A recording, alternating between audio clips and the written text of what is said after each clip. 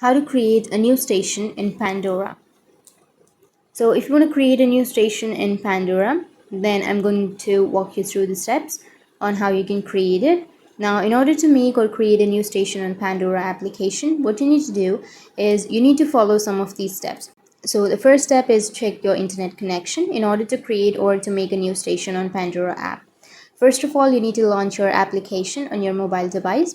Once you've logged into your account, in the search tool at the top of your screen, enter the artist or the song or composer or a generator that you would like to create a station. After that, click on the appropriate search result. It may help you to filter the result by the station. To go to the artist backstage page, now after that, click on the start station to add the station to your collection.